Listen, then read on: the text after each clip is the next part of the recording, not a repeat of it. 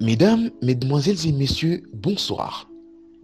Expression directe de ce jour reçoit pour vous Camille Richard Kaleli Malobo, président national de la GCN, marié et père de 3 enfants, licencié en télécommunications, juriste, spécialiste en management d'affaires, entrepreneur et employeur, assistant d'université, ancien secrétaire général du Parti travailliste.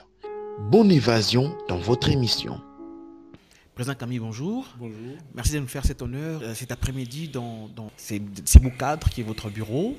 Ensemble avec vous, nous allons débattre un peu sur des questions d'actualité. Vous êtes sans ignorer que la loi aujourd'hui sur la congolité, proposée par Noël Tchani, de frayer la chronique.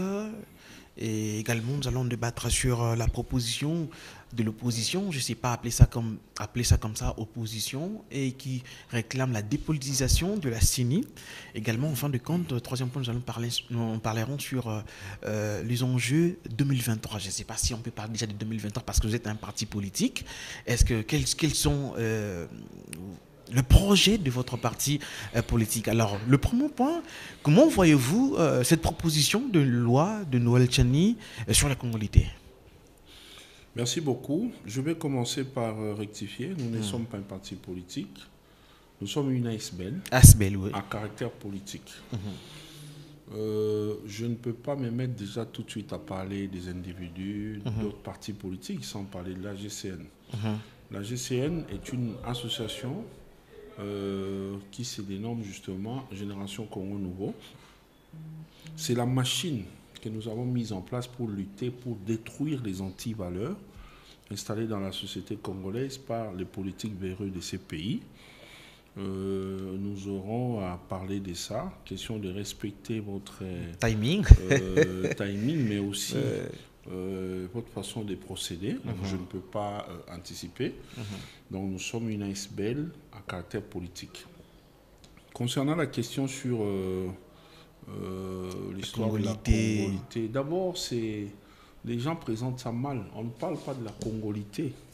On parle des verrouillages quant à l'accession à la fonction suprême du président de la République. On ne parle pas de la congolité. La congolité n'est pas à discuter. Quand on est congolais, on l'est. Quand on ne l'est pas, on ne l'est pas. On ne peut pas forcer. Ce n'est pas une invention made in Congo. Ça existe partout au monde. Partout au monde, il n'y a personne qui peut accepter qu'un étranger vienne occuper la plus haute fonction du pays. Donc, les gens qui en font un problème sont, en tout cas, je les vois dans 2 catégories.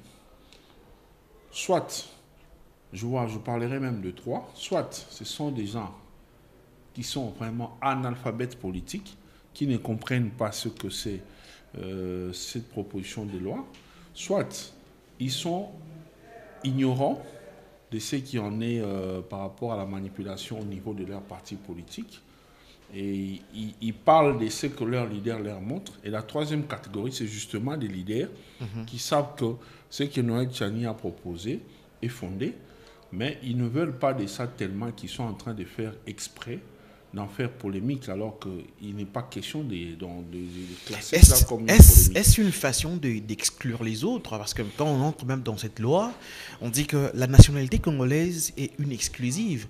Mais au début, cette exclusivité-là, au lieu que cette loi soit même inclusive pour accepter d'autres nationalités, mais elle est exclusive, elle exclut, elle est jalouse en fait. Dès que vous obtenez une autre nationalité, automatiquement la nationalité congolaise tombe. Mais cela n'enlève en rien la congolité ou bien les sons qui coulent dans vos veines qui prouvent que vous êtes congolais. Question simple, et pour vous, et pour nos précieux téléspectateurs qui nous suivent. Monsieur le journaliste, vous pouvez accepter, vous, qu'on laisse un étranger, quelqu'un qui n'est pas de votre famille, venir diriger votre famille? Non. Vous ne pouvez pas le faire. Vous ne faites pas confiance à cette personne. Même si c'est un voisin que vous connaissez depuis des années. Comment vous pouvez les laisser déjà venir entrer dans votre maison? Accepter de faire ça déjà, c'est un grand sacrifice. Mais lui donner la direction de la famille, mais c'est se vendre soi-même. Donc, moi je pense que c'est un faux débat. En principe, pour tout Congolais normal, on ne peut même pas se mettre à discuter sur ça. Si tu es Congolais, tu l'es. Mais pourquoi, Si tu l'es pas, pourquoi autant de buzz sur les réseaux sociaux? Ce sont ceux qui se retrouvent dans ces cas qui font beaucoup de bruit, ou bien c'est la mauvaise, cette mauvaise volonté de ne pas comprendre les choses? moi je n'aime pas souvent dénigrer mes compatriotes, mais si vous suivez bien la GCN qui est justement en combat contre Des antivaleurs. trouve de plus en plus sa raison d'être. Parce que si vous suivez bien, des gens qui font du bruit pour ceux-là qui se sentent concernés par cette proposition de loi sont dans des poches de ces gens-là. Parce que je ne peux pas me mettre à discuter pour un individu, quelqu'un qui est comme moi, parce qu'il a des millions, non. Si on est Congolais, on doit être calme, on ne peut pas être agité. Si on se sent, on se reproche de quelque chose, c'est qu'on n'est pas Congolais. Donc ça doit encourager Ntingi Pouloulou, qui a endossé cette responsabilité d'aller avec jusqu'au bout. Et si vous posez la question aux Congolais... Ntingi Pouloulou qui dit qu'il y a déjà 250 députés qui sont pour. Si vous posez la question aux députés là-bas à l'Assemblée nationale, vous entendrez que la majorité, moi j'imagine, la majorité des Congolais ne vont jamais accepter que les pays soient gérés par d'autres personnes. Moi, je vais donner un exemple simple. Moi, je n'aime pas aller par le dos de la cuillère. Joseph Kabila, qui nous a dirigés ici pendant 18 ans. Au début, je crois même les 5 premières années, on discutait trop sur ses origines. Mais bon, à force de rester avec lui, on a vu que ça ne servait à rien d'épiloguer sur ça. Mais est-ce que vous croyez que cela a permis aux Congolais de croire, d'oublier ces débats? Non. Alors que Mouzé, moi-même j'ai suivi Mouzé, avait dit que c'est son fils. Alors, en tant que légaliste, comme Mouzé avait dit que c'est son fils, moi, je crois que c'est son fils, c'est un Congolais. Mais il y a, dans la tête de beaucoup de Congolais, cela ne va jamais passer. Ça, c'est de 1. Pour voir que être dirigé par des gens que vous ne maîtrisez pas, c'est compliqué. Joseph Kabila a géré pendant 18 ans. Est-ce que vous l'avez vu être proche du peuple? Il était toujours loin. C'est comme s'il n'était pas tellement concerné avec la vie des Congolais. Donc c'est comme ça. Non, mais voilà, vous parlez carrément de son silence. Non, pas de son silence. D'abord, un chef de l'État doit être silencieux. Non. Un chef de l'État doit interagir avec la population. Mais il a dit que s'il faut parler, il faut avoir beaucoup d'arguments solides. Qui vaut mieux que le silence. Comment on peut accepter d'être à la tête d'un pays sans avoir des arguments, sans avoir de quoi échanger avec la population? Non. C'est un faux débat. D'ailleurs, ça m'énerve de parler de ça. Les 18 ans de Joseph Kabila étaient des tristes mémoires. Donc, comme il est parti, c'est déjà bon. On a tourné cette page. Joseph Kabila, vous avez vu, avant de se faire accepter, on a vu beaucoup d'années se passer sur des dialogues, des débats. Il est Congolais, il ne l'est pas. Vous avez vu comment ça nous a fait faire du surplace. Alors, lorsque les Congolais se lèvent pour demander les verrouillages de leur présidence de la République, en quoi ils pêchent? Dans tous les pays du monde, on ne donne pas accès à cette fonction-là.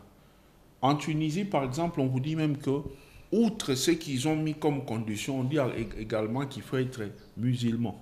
Alors que, même si les musulmans sont majoritaires là-bas, il y a aussi des chrétiens. Il y a des chrétiens. Mais on les a carrément isolés, on les a marginalisés. Donc ça peut arriver, on ne peut pas en faire un problème comme si c'était nouveau. Ça, c'est un point de vue général. Juste, oui, pour vous paraphraser, vous avez parlé de Ntingi Pouloulou, qui est un député national, qui porte cette loi, cette proposition de loi. Alors, aujourd'hui, ça me rappelle encore la législature passée. Il s'agissait de l'honorable Makila qui a porté le mémorandum sur la nationalité. Et ça n'a même pas fait l'objet de débat au niveau de l'Assemblée nationale. Parce que si on creve l'abcès au niveau de l'Assemblée nationale, on va trouver des gens qui ne seraient même pas réélus, qui ont des doubles nationalités au sein de cette Assemblée nationale. Est-ce qu'aujourd'hui, la question qu'on se pose, cette loi va passer? Il y a deux choses. La question que vous soulevez par rapport à la proposition de loi de Tchani, c'est deux choses très différentes. Tchani dit, pour être candidat président de la République, il faut être Congolais de père et de mère. Né d'un père congolais et d'une mère congolaise. C'est ce que Noël Tchani dit. Ça n'a rien à voir avec un Congolais qui, par souci, par difficulté... Chercher la vie meilleure ailleurs. Oui, et puis, il se déplace, arrivé là-bas pour être stable, il fallait changer de nationalité. Il emporte une seconde, mais il a sa nationalité naturelle. Moi, pour moi, si on dit qu'on peut accorder à ceux-là la possibilité de postuler et tout ça, je ne trouve pas de péché. Ce n'est pas un problème parce que dans ces veines, c'est les sangs congolais qui coulent. Ce n'est pas les sangs de la nationalité nouvellement acquise. Ça, c'est un faux débat, c'est un faux problème. On peut garder ça, ça ne ferait aucun problème. Mais ce qui est mauvais, c'est d'avoir quelqu'un qui a un sang autre que les sangs congolais. Parce qu'avec ça, les origines vont toujours réclamer. Aujourd'hui, les gens font des problèmes, ils veulent faire de ça un drame en citant carrément Moïse Katumbi. Mais Moïse Katumbi, c'est peut-être un cas seulement. Mais en dehors de Moïse Katumbi, on ne sait pas, en 2023, combien de gens vont se présenter comme étant des candidats pour la magistrature suprême. Alors, imaginez qu'on tombe sur des Rwandais, des Burundais, des Angolais et tout ça. Or, vous savez qu'en tant que voisins immédiats, il nous arrive toujours à avoir des périodes de hauts et de bas. Alors, vous mettez à la tête du pays quelqu'un qui est d'une nationalité, de la nationalité d'un des pays limitrophes. Alors, en cas de conflit avec ces pays-là, il va faire le choix. Il va agir en faveur de ses origines naturelles ou en faveur du petit pourcentage qu'il a des Congolais. Vous voyez, ça pose problème. Donc il faut vérifier. Sous Kabila, tout était taillé sur mesure. C'est justement pour ça qu'il y a des problèmes aujourd'hui. Même lorsque vous parlez de ce que Makila avait proposé à l'époque et tout ça.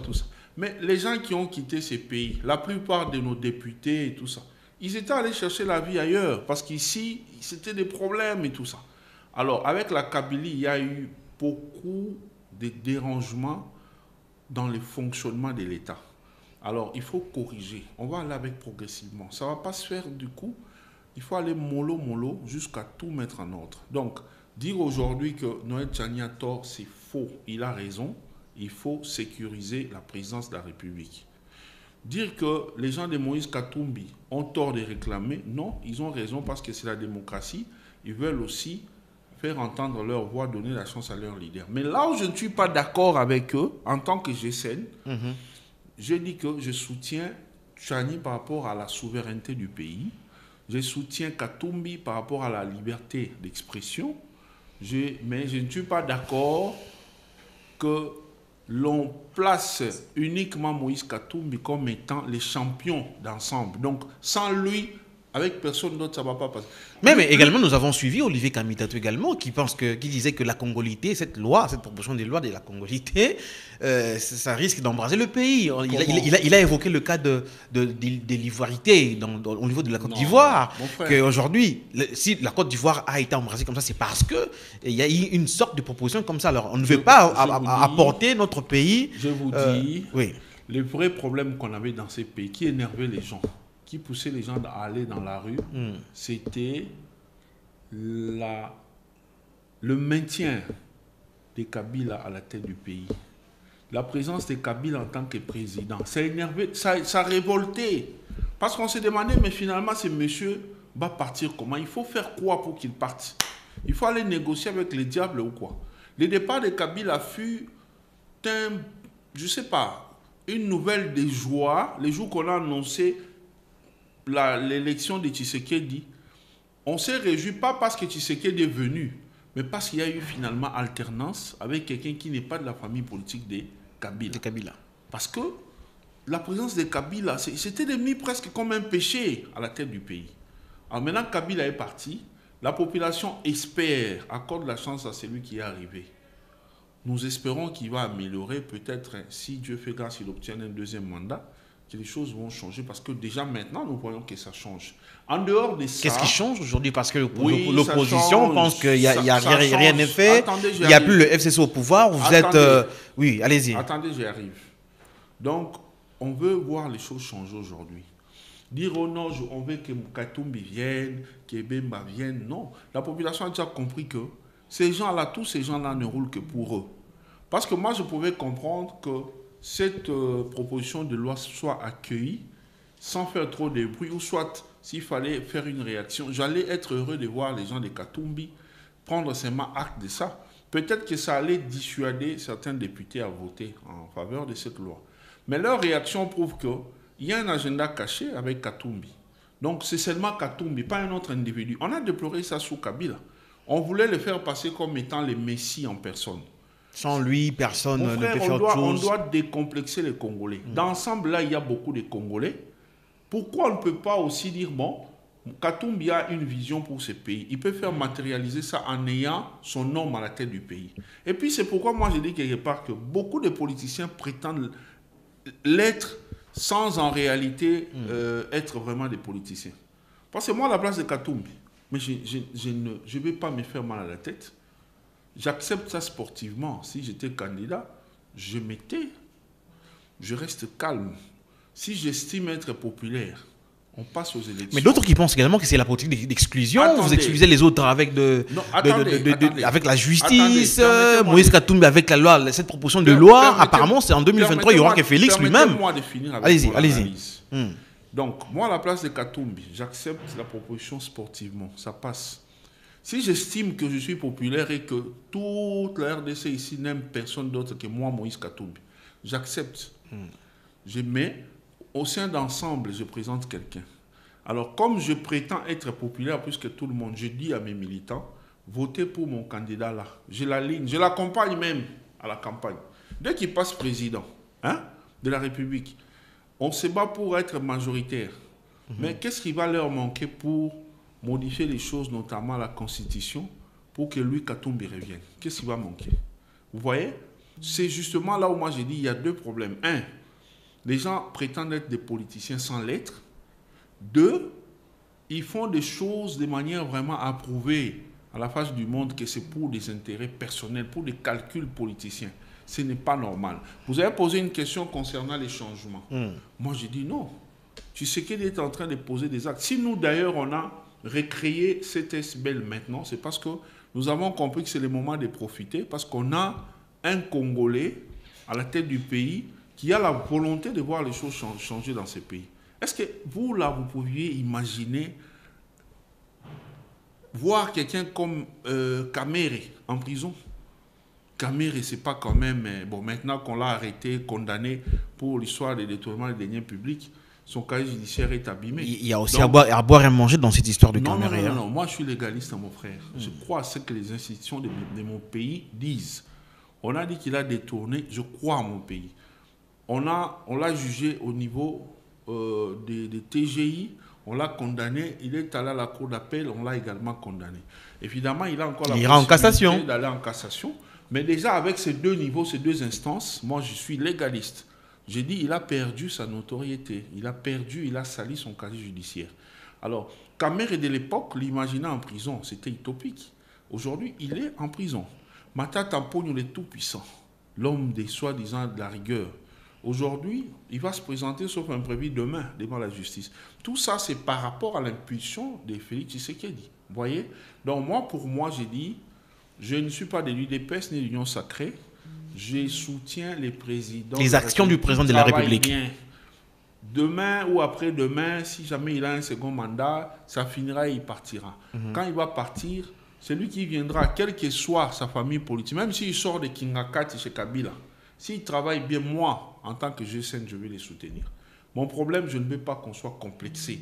Être là et considérer nos leaders comme étant des dieux. Non, tout le monde est remplaçable. Les gens qui prétendaient être des indispensables, mon frère, ils sont remplis dans des cimetières. Donc il faut éviter de penser que c'est seulement tel et non tel autre et tout ça. Non, moi je suis d'accord, on doit verrouiller l'accès aux fonctions stratégiques. On doit verrouiller. Avoir une seconde nationalité acquise pour des raisons économiques, il n'y a pas de problème. Mais on doit être d'origine congolaise. Là, c'est hyper important. Très bien. Deuxième point. Pensez-vous aujourd'hui qu'en 2023, il y aura élection? Le chef de l'État l'a dit. C'est lui le premier d'entre les Congolais. Il nous a dit qu'il y aura élection en 2023. Nous croyons en lui. Quoique, par rapport à beaucoup de pesanteurs, nous avons l'impression qu'il y aurait peut-être des soucis quant à l'organisation. Mais j'ai fait foi aux propos du chef de l'État. Donc, j'estime qu'il y aura élection en 2023.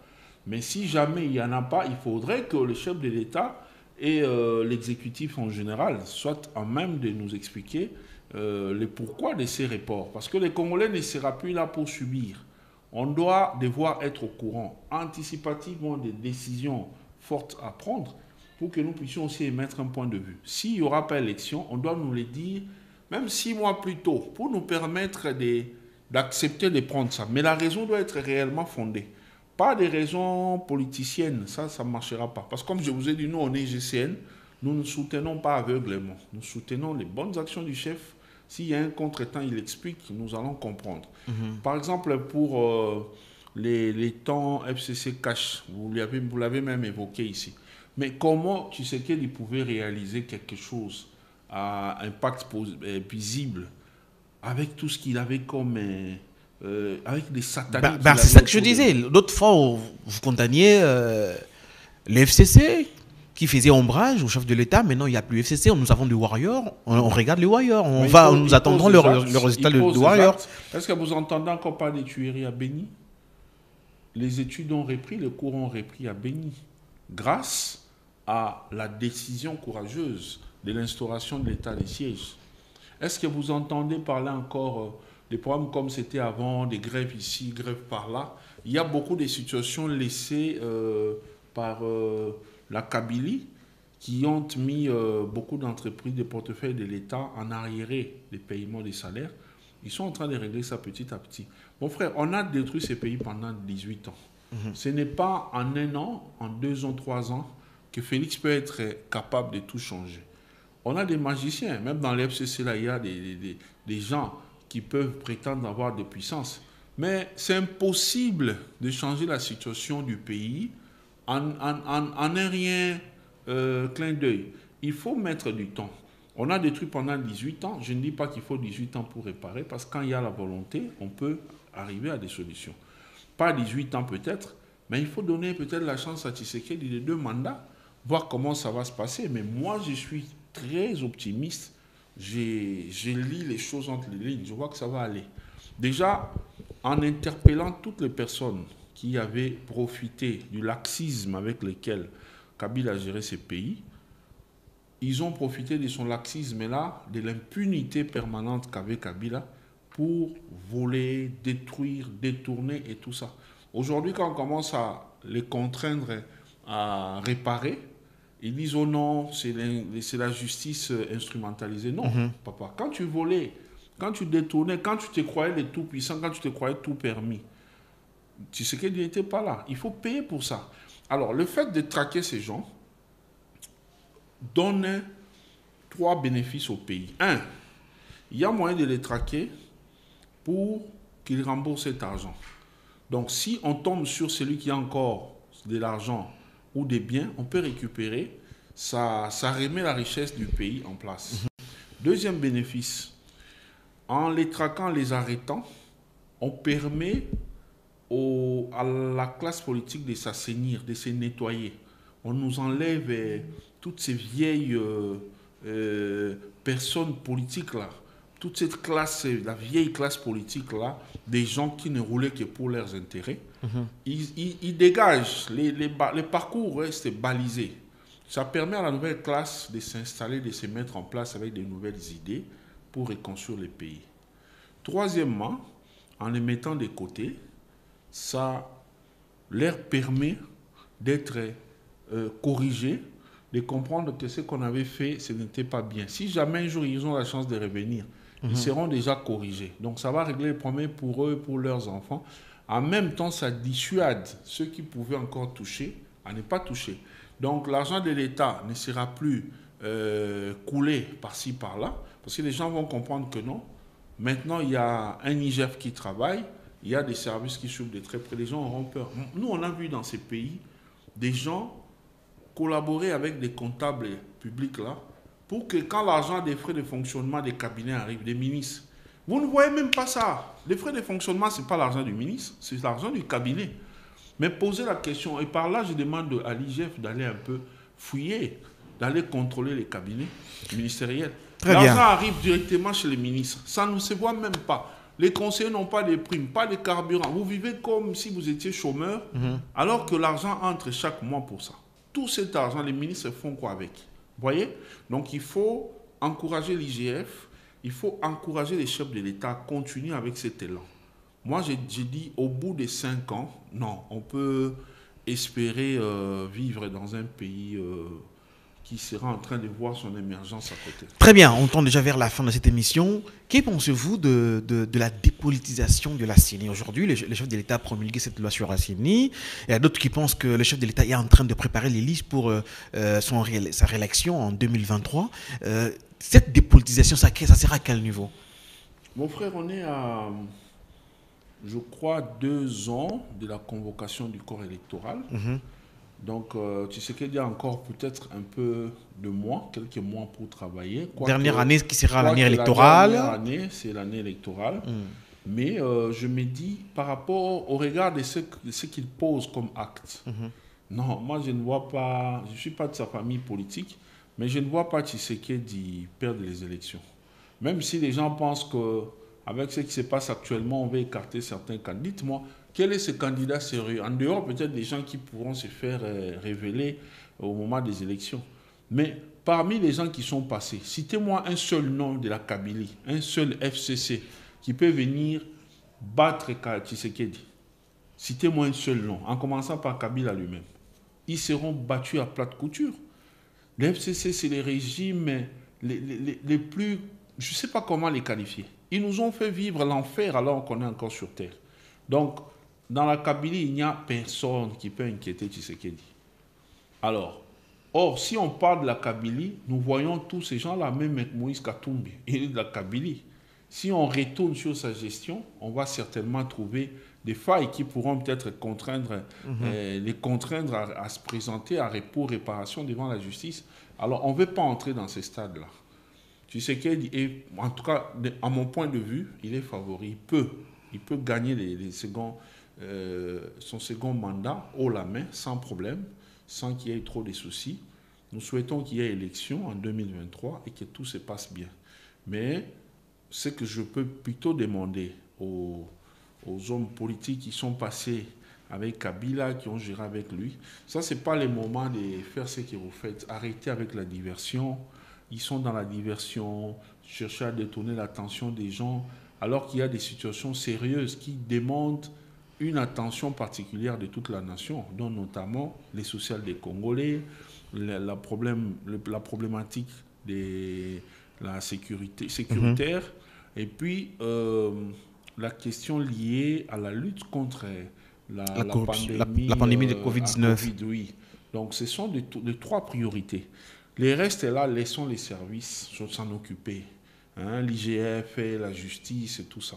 Donc, nous demandons à ceux-là de se calmer. Ça, c'est le moment d'être humble. Je vois beaucoup de Kabylistes se taire. C'est bien. C'est une attitude à encourager. Et que ceux qui tentent de faire de l'arrogance fassent attention parce que la population n'est plus celle-là qu'on manipulait sous Kabila. Les intimidations, tu fais ça, la nerf vient te ramasser. Ce n'est plus le cas. Aujourd'hui, c'est l'état de droit, même si on veut saboter ça, mais nous, avec ce que nous vivons déjà, nous sommes heureux. Et tout Congolais sérieux, en dehors des raisons partisanes, qui lient peut-être quelques minorités au FCC, et la majorité des Congolais est composée principalement des gens qui veulent voir donner chance à Tshisekedi qui fasse le travail. Très bien, pour finir, je vous accorde peut-être 5-6 minutes. On parle de Génération Congo Nouveau. D'où est venue quand même cette idée de créer cette ONG, vous avez dit, de GCN? On a existé en 2014 pendant quelques mois. Nous étions très présents sur les médias. On est passé par beaucoup d'organes de presse. Évidemment, à l'époque, les chaînes de télévision émettaient en clair. Les chaînes de télévision émettaient en clair. Ce n'était pas le cas comme aujourd'hui, avec TNT où on voit, je sais pas... On émettait sur analogique. Oui, maintenant, je ne sais pas si vous êtes à 1000 chaînes ou quoi. Donc, sur les quelques qui émettaient en clair, on était très présents sur les médias. On vulgarisait déjà sur notre organisation à l'époque. Mais seulement, ça ne portait pas la dénomination actuelle. À l'époque, nous étions Jeunesse ouvrière du Congo. On voulait œuvrer pour notre grand Congo. Mais la dissuasion de continuer était venue malheureusement d'un politique qui nous avait convaincus qu'il fallait qu'on chemine avec lui, parce que, disait-il, agir comme ASBL nous limite un peu, mais en tant que parti politique, une fois aux affaires, on peut aider le pays. Bon, après débat et délibération, on avait décidé de les rejoindre. Nous sommes allés faire 6 ans en politique. Mais je vous dis, tout ce que j'ai comme bon souvenir là-bas, c'est la possibilité que j'ai eue de recueillir les éléments sur la sorcellerie des politiques. Le chef de l'État l'avait confirmé. La plupart de nos politiciens sont des sorciers. Le chef de l'État avait raison de le dire. Il se passe des choses impossibles que vous ne pouvez pas imaginer. Ils prétendent œuvrer pour la population, mais c'est tout à fait le contraire. Donc, ils ne roulent que pour eux, rien que pour eux. Ils sont égoïstes, ils n'ont rien à voir avec la population. Donc, ça plaît aux politiques de vous sembler vous mécontenter avec des miettes pendant que lui gagne des millions. Donc, vous l'accompagnez, il vous utilise comme des marche-pieds. Une fois qu'il est au sommet, c'est fini, il vous oublie. Alors, ça a fonctionné comme ça depuis 1960 jusqu'à aujourd'hui. Est-ce qu'on doit continuer comme ça? Vous venez sur Terre. Pour vous relancer, que faites-vous aujourd'hui pour lutter contre les antivaleurs? Justement, vous venez sur Terre, vous trouvez la souffrance, vous grandissez avec, vous mourrez peut-être même avant votre mort à cause de la souffrance. Les personnes qui vous bloquent, qui installent en vous, qui installent contre vous dans la société les antivaleurs, qui sont notamment la pratique d'utiliser la jeunesse, qui est les moteurs du développement, d'utiliser la jeunesse comme étant des marche-pieds, des accompagnateurs pour accéder au pouvoir. Comment ça se passe? Mode opératoire. Quand il y a besoin de tenir des activités politiques, on vous appelle, il dit non, je vais voir ce quartier ou bien cette salle noire du monde, alors convoquez les gens. Allez, on fait un état de besoin. Les collaborateurs du politicien font un état de besoin, location de ceci, location de cela et tout ça. Et parmi les rubriques, on met même location des militants. Parce que les partis politiques ici sont des partis que nous appelons entreprises politiques privées. Donc ce ne sont en réalité pas des partis politiques, parce qu'un parti politique est censé avoir des membres. Au Congo... Qui contribuent? Oui, au Congo, nous avons, ça je peux reconnaître, nous avions à l'époque 2 vrais partis politiques. Il y en avait 2 seulement. Mais maintenant, bon, avec le décès de Gizenga, je ne sais pas si je dois encore considérer les Palou comme étant un parti politique ou un club d'amis, je ne sais pas, parce qu'avec la division qu'il y a eu, il y a maintenant l'autre là qui était un vice-premier ministre ancien là. Mayobo et les autres. Non, Mayobo n'était pas VPM. L'autre là, son nom m'échappe. Donc, il y a maintenant ces 2 tendances. Avec ça, ça prouve maintenant qu'il y a des intérêts partisans. Alors, le seul parti, à mon sens, qui est resté à avoir un sens, c'est l'UDPS. Parce que ce n'est pas parce qu'ils sont au pouvoir. On a vu même pendant la période difficile où ils étaient dans l'opposition, les membres de l'UDPS ont tenu pendant 37 ans. 37 ans, oui. Pendant 37 ans, ils ont lutté pour avoir le pouvoir. Aujourd'hui, ils sont au pouvoir. Et nous voyons les militants continuer à être là. Quoi qu'ils soient au pouvoir, ils n'exigent rien pour aller répondre à l'appel du parti. Vous voyez? C'est ça un parti politique. Les partis politiques, ce n'est pas comme on est là. D'abord, en parlant des partis politiques. Est-ce que la GCN aujourd'hui basculera en parti politique? La GCN, je n'ai pas cette intention-là de basculer en parti politique. Le souhait est que ça devienne, plus tard, ça peut devenir, ça peut changer si la majorité de nos membres l'acceptent, le souhaitent. Mais sinon, jusqu'à preuve du contraire, nous sommes une ASBL, nous nous contentons d'être une ASBL. Nous avons bien sûr l'encadrement des leaders politiques qui sont propres, qui n'ont pas de problème avec la gestion et qui sont modèles. Je peux prendre l'exemple de Gabriel Mokia, qui est un modèle, qui n'a jamais versé dans des histoires de Kabila. Il nous dit chaque fois à la télé, il a eu à être approché pour des postes. Il a toujours refusé parce qu'il estimait que ce n'était pas un pouvoir, un régime voulu par le peuple. Il avait refusé de trahir le peuple. C'est déjà un bel exemple. Au-delà de ça, nous encourageons la jeunesse à travailler à la culture du travail. Mokia a travaillé durant sa jeunesse à se battre pour gagner de l'argent. Aujourd'hui, si on l'appelle patron et tout ça, c'est parce qu'il a travaillé pendant la jeunesse. Il n'a jamais été traîné en justice pour escroquerie et tout. Donc, des gens comme ça, on peut les prendre comme un modèle. Et il y en a beaucoup qu'on va encore approcher pour bénéficier de leur expertise, pour être encadrés par eux. En dehors de ça, la GCN est en train de lutter pour décourager les jeunes à aller vers des politiques véreux. Rester focus, rester scotché sur ses intérêts. Ses intérêts, c'est quoi? Maîtriser ses droits et devoirs. Ce que nous faisons ici, en dehors de toutes les autres formations, anglais, parce qu'on veut que les Congolais soient Congolais. Quand on t'appelle Congolais, tu n'es pas Moulouba, tu n'es pas Moukongo. Nous apprenons ici aux Congolais toutes les langues, les 4 langues nationales. Nous leur apprenons l'anglais et le français parce que ce sont des outils de travail. Alors, en dehors de ça, nous sommes dans le droit de l'homme. Nous apprenons aux Congolais leurs droits et devoirs en utilisant notre constitution. Parce que si tout le monde parvient à maîtriser ses droits et devoirs, c'est fini. Personne n'aura à marcher sur les plates-bandes de l'autre. Vous verrez que les choses vont beaucoup changer. Les Congolais commenceront à se respecter comme c'est le cas dans d'autres pays. Alors, nous sommes des destructeurs d'antivaleurs. La GCN est une machine destructrice d'antivaleurs et cela nous pousse à utiliser les cas des politiciens qui ont géré ces pays parce que nous, on ne parle pas d'individus. Nous parlons des personnalités qui ont occupé des fonctions. Tu as occupé, quand il faut dénoncer tes méfaits, nous allons les dénoncer et nous préparons une élite pour la relève. Donc, on est principalement dans ça. Il y a beaucoup de cas, beaucoup d'exemples, beaucoup de projets d'avenir. Comme vous dites que votre temps d'antenne est serré, on ne sait pas aller au-delà de ça. Mais sachez que nous ne sommes pas un parti politique, nous sommes une machine, une ASBL, machine de destruction d'antivaleurs. Nous voulons déminer la société congolaise d'antivaleurs. Les jeunes doivent arrêter de venir répondre aux appels des politiques pour leurs intérêts, pour se maintenir une renommée politique, une santé politique. Ils vous donnent des miettes, 10 000, 20 000, avec un peu des ododos et tout ça. Quand vous prenez ça, vous perdez. Et vous rentrez demain, mais qu'est-ce que j'avais commis comme bêtise hier? Entre-temps, les images sont parties.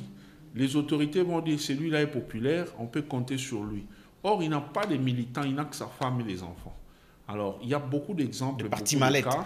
Venez un jour, quand vous avez le temps, on fera une émission bien élaborée. Très bien, merci beaucoup. Alors, moi, je vous laisse 5 minutes devant les téléspectateurs, devant ceux qui vous aiment, et le mot d'encouragement, et puis ça sera la fin de cette émission.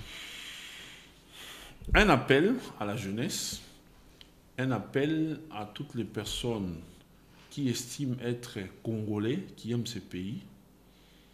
Nous, vos frères, nous avons décidé de travailler, d'œuvrer pour l'intérêt de la population en mettant en place ou au sein de cette ASBL dénommée Génération Congo Nouveau. Cette dénomination n'est pas venue par hasard. C'est parce que nous voulons d'un nouveau Congo. L'ancien Congo, composé des voleurs, des criminels économiques qui ont mis ces pays à genoux aujourd'hui, qui ont détruit les tissus économiques de ces pays, doivent appartenir au passé.